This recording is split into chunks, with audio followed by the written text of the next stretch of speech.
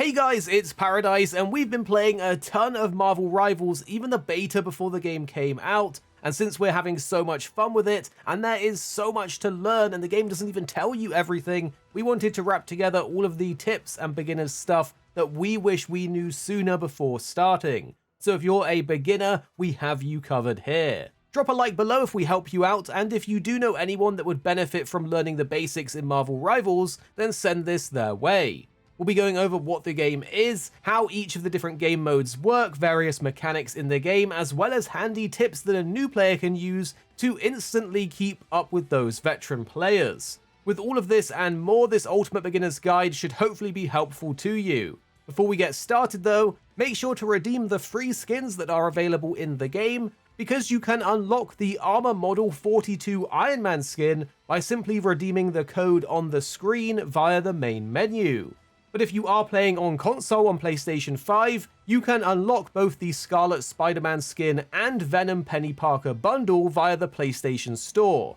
Although do note, Penny's requires an active PlayStation Plus subscription, but there's just a few handy tips if you want to get these special skins. We'll start off by going over what exactly Marvel Rivals is. It is of course a free-to-play game, and it's a 6 vs 6 hero shooter featuring all the characters we know and love from the Marvel franchise. You as the player get to choose which of these heroes you want to go into battle with against an enemy team also playing a variety of these heroes in a bunch of different game modes. Each of the heroes in the game have their own powerful, unique abilities, as well as a devastating ultimate that can have a massive impact on the battle, although these ultimates require a longer time to charge up. Heroes are split into one of three categories, which depends on their skill set, and each of these archetypes have an important role to play in each and every game. The composition of your team is fundamental to winning matches, and while there may be some unorthodox strategies, most games will consist of an even 2-2-2 split between the three class archetypes. Specific heroes can work together to perform unique team-up abilities that give you even more options as well. The game can be enjoyed both solo or with a group of up to 5 other friends for 6 in total. Whether you're just having fun doing casual skirmishes via quick matches, or competing against the best in the challenging competitive modes, there is a ton of ways to play, as well as express yourself through various skins and cosmetics available in-game. You can get these either standalone or via the in-game Battle Pass. But basically, you need to work together as a cohesive unit with your team to complete the objective in your given game mode, and swing battles in your favor by using your powerful ultimate abilities and synergies together. So that is the game in a nutshell, but let's take a moment to take a closer look at the different game modes so you can understand them.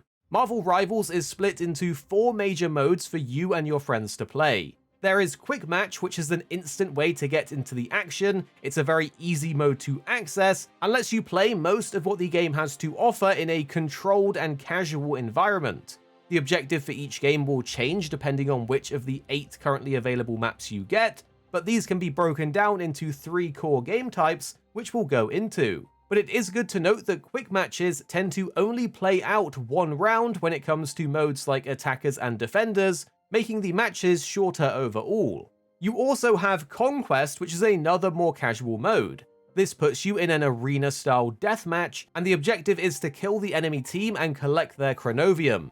This drops anytime you get a kill, and the first team to hit 50 will win. This mode is great for getting into quick matches with your friends, as well as testing out new heroes against actual players. Now once you reach level 10, you will gain access to the competitive match mode. This can be done by playing a few of the other game modes first. This is a ranked mode where your performance will be judged each match. From here, each game you win or lose will determine whether you climb or fall on the rank ladder. So it's a good idea to be fully prepared with a good understanding of how the game works and the characters you want to play before going into this. You can also play this solo or with your friends, and the games do tend to be longer, and the teams will switch sides between attacking and defending. However, whichever team does better on the attacking side will determine the winner.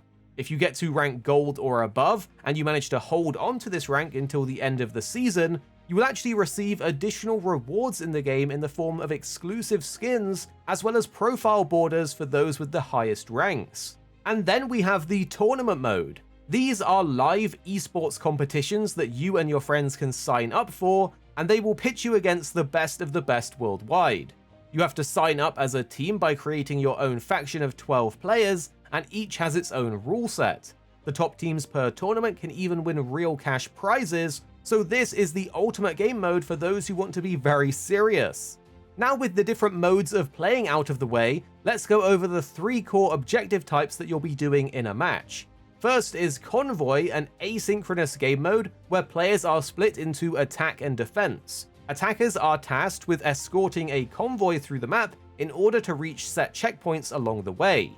Each time you reach a checkpoint, it will add extra time so the attackers can keep pushing. The ultimate goal for the attackers is to push the convoy all the way to the end. Standing next to the convoy will allow you to gradually push it along the path, and the more teammates you have pushing it, the faster it will go.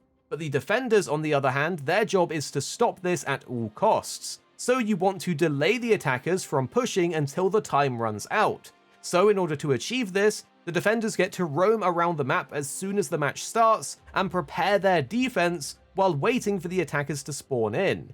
After a 30-second timer, the match will begin and both teams will start battling over this point. Defenders can contest the point by standing in close proximity to it, which will stop the attackers from moving it.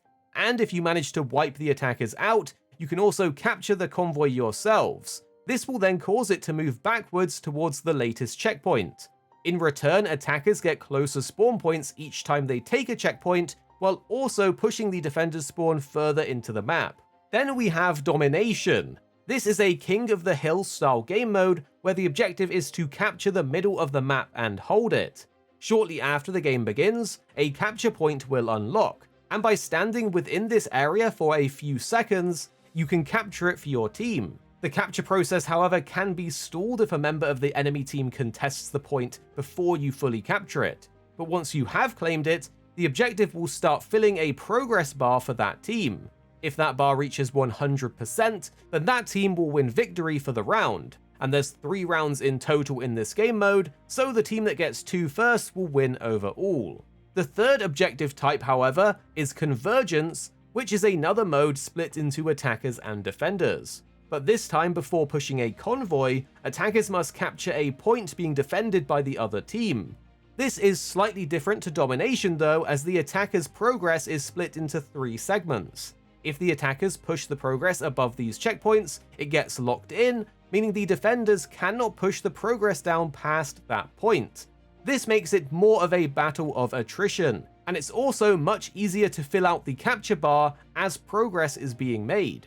Once the point is captured though, this will spawn a convoy for the attackers to push, and much like the convoy game mode, from here the rules are very similar, where the attackers must push the convoy to the end, whereas the defenders want to hold until time runs out. Within all of these game modes, there is a concept that you must understand called overtime. If the timer runs out but an objective is still in the middle of being contested, then the game will go into overtime. This is shown at the top of the screen with a bar that rapidly depletes whenever the objective gets uncontested. This gives the attackers a chance to make a final push for victory, but if it does run out, then the defending team will win. Before we move on, let's talk about the other modes available in Marvel Rivals. There are custom modes that allow you to set up private lobbies to play any of the modes available in the game, and you can even fill empty slots with bots if you want to. There's Practice versus AI that pits a human team versus 3 different difficulty levels of AI, and that's a great starting point for anyone who's not feeling confident enough to go against human players. The practice range has everything you need to test out different heroes, their abilities, and even team-ups. And finally, you have the different tutorial modes that allow you to go through the absolute basics of the game when it comes to controlling your character, as well as demonstrating some of the core game types. We definitely recommend trying these out if you're very unfamiliar with a hero shooter. But now let's move on to the character archetypes, and the characters in-game fall under one of 3 archetypes depending on what role they best suit. In total there are 3, the Vanguard, Duelist, and Strategist. The Vanguards are like your front line. They're capable of taking a hit and protecting your team. They have the most health of the heroes available, and their job is to push the team forwards safely. This is usually done through abilities like shields or barriers, or through disrupting the enemy team by forcing them to focus on the Vanguard. Then you have Duelists, who are very much your main damage dealers, capable of putting out damage quickly and efficiently. They achieve this in many different ways, with some being ranged and others melee, and some are best on the front line alongside the Vanguards, while others may have abilities that are more tailored towards flanking the enemy team, catching out key targets on the enemy team, or even playing in the back of your team at range. Either way, their job is going to be to take out other heroes. Then you have the Strategists. These are the utility-based heroes, usually fulfilling some kind of support role. This is usually done in the form of healing up injured teammates, but many strategists also have powerful abilities that can disrupt the enemy team with crowd control effects, or help push your team even further with various different buffs. Each role is equally important, and it is imperative to have a team that has a good mix of all three. So while we do urge you to pick and play your favorite hero, you want to make sure you have a selection of heroes that you can play and enjoy playing to cover these different roles within your team. We have some beginners picks that might help you out. For Vanguards, we would suggest Magneto. He is a quintessential tank, having access to everything you need to protect your team. He has barriers and shields so you can push forward, he has some great damage for warding off any assassins that try to engage your backline, and his ultimate is a high impact ability that both protects your team from incoming shots, as well as dealing a ton of damage once you release it. For Duelists, we would suggest Scarlet Witch. She is perfect if you are new to the genre. Her primary attack doesn't require you to aim, and she has ways to survive in various sticky situations through her abilities. Her ultimate is also incredibly potent, even capable of wiping out the entire enemy team if used correctly. On top of this, if you are playing with a friend, you might want to try and combine these two characters together. This is because Magneto and Scarlet Witch have an awesome team-up effect together, making them both great starting characters that complement each other if you are playing with a buddy. Meanwhile, for strategist beginners, we would recommend Rocket Raccoon. He can deal a ton of damage, has some potent and easy to understand abilities that are super helpful to your team, and even has an instant revival mechanic for a member of your team. His heal is a fire and forget single ability, and his ultimate directly improves the effectiveness of your team, so he's a very good beginner support. If you're ever struggling to remember what all of your hero abilities do in the middle of a match, you can always press up on the D-pad to preview and read exactly what they are, just in case you're getting lost. But let's take a minute to go over the team-up effects we mentioned before. This is an awesome mechanic in the game that lets specific character combinations aid each other, giving them new abilities, buffs, or mechanics. These are usually set up so that one hero will passively provide these buffs to another. In return, they'll get a seasonal buff that, as of Season 0, is a flat bonus to health for Vanguards, damage for Duelists, and healing for Strategists. But now we're going to dive into some mechanics that you need to know in order to succeed. As said before, each hero has their own powerful unique abilities that you can use in order to win. Universally across heroes, the most simple will be your normal attacks, which will deal damage to your enemies either at range or in melee. In some cases, with strategists, you can also heal teammates with this. Your other abilities will all work differently depending on your hero, and some will have multiple charges or lengthy cooldowns. These might deal damage, inconvenience your enemies, buff allies, or provide mobility. Once again, you can always press up on the D-pad or F1 on keyboard to show an overview of your hero's abilities. Your ultimate, however, is a notable, unique, and high-impact tool and is usually your most powerful asset, but it generally can't be used right away at the beginning of a match.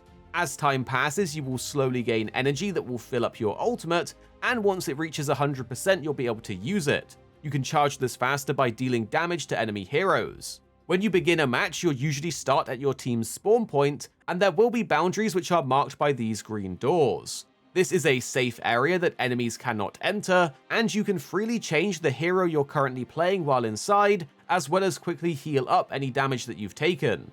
Anytime you're defeated in combat, you're going to respawn here automatically after a set timer.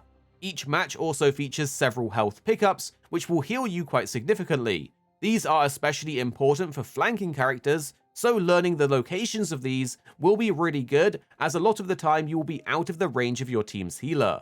By pressing B or right on the D-pad, you can activate Chronovision. This lets you see parts of the environment that can be destroyed, which will open up new routes and in some cases even change the layout of the map.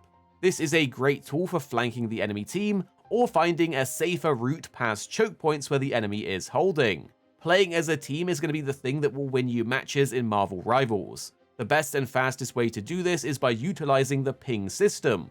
This lets you convey important information to your team instantly. By pressing the middle mouse button or down on the D-pad, you can do a contextual ping that will mark a location you're aiming at in the environment or point out an enemy. By holding down this button, you can communicate more advanced concepts, such as the status of your ultimate, if you should attack or retreat, or even if you're in need of healing. Now let's take a look at some of the best settings to change. Marvel Rivals, quite frankly, is daunting with the amount of settings that there are, but if you're willing to take a look through, there are some really good quality of life features buried in here. These are some of the more general settings we would recommend to give you the best experience possible. To start, under your audio settings, make sure to turn on 3D enhancement if you're using headphones. This gives you better directional audio, which makes it easier to identify where sounds and enemies are coming from. On top of that, by clicking onto the Combat Mix menu, you can adjust the volume of important sounds like incoming healing, damage, and even the announcer, but there's another handy option that is turned off by default. Turning on announcement when a teammate is KO'd and announcements every time an enemy is KO'd is a useful way to know which way a team fight is going just from the sound alone. Moving on to your keyboard settings though, there's two that stand out. The first is the HUD widget size. We recommend setting this to small to free a bit more space up on your screen's peripheral vision. Setting allied health bars to on is a great way to know where your team is standing and if a fight is worth it or not, as this is only usually visible if you're playing a strategist. Speaking of strategists, it's a good idea to turn on the healing reticule feedback option for each one. This makes it clearer when your healing is being effective. To do this, click on the All Heroes button, and then filter the list by strategists, and go through each one, locating the hero section and setting the healing reticule feedback to on. It's also good to know that many heroes have their own unique settings to them, so consider checking out the options for your main characters. One notable option is something that both Spider-Man and Venom have, which allows them to get more out of their swinging mechanics. By default, swinging will automatically anchor your web to the nearest point available, and while this will help you swing pretty much anywhere, you lose that precise control of it, making it more difficult to navigate the map. Turning off automatic swing for Spider-Man and easy swing for Venom instead allows you to shoot the web wherever you aim. This lets you pick your anchor points, and allows you to zip towards walls and even use it on the ground. This is great to have much more control over these characters, and we highly recommend toggling these options. So now you know what the game is about, how it plays, and various mechanics to get you going. But let's go over some simple tips and tricks to give you that edge. First thing is first, remember this is a team game. Playing around your team's strengths and covering their weaknesses is the best way to be effective. This can come in many forms, like comboing abilities together. For example, Scarlet Witch's ultimate is capable of one-shotting anyone in range, but she's incredibly vulnerable while charging this and will often get focused down while doing it.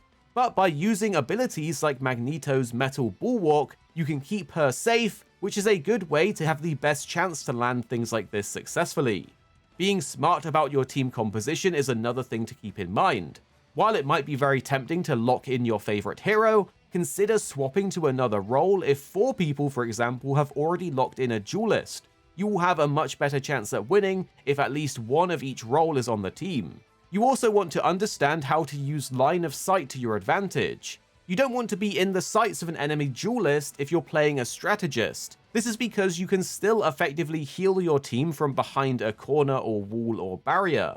It's equally important to consider line of sight when asking for heals. If you're pushed deep into the enemy lines, the chances are your team's healer won't be able to heal you, so your best choice will be to try and get out alive and go over to them. You should also never be afraid of switching heroes in the middle of a match if it's just not working out. Some characters will do well against one team and terrible against another, so consider the enemy's heroes before playing vulnerable characters like Iron Man or Storm, who are amazing against teams that lack hit scan attacks like the Punisher, but really suffer if they do have them and you get focused. So that's everything you need to know as a beginner in order to succeed in Marvel Rivals. Make sure to drop a like below if we did help you out, and send it to any friends that you think need some help. Once you've mastered these basics though, be sure to check back on the channel for more advanced guides that will be coming soon. And make sure to subscribe for more Marvel Rivals.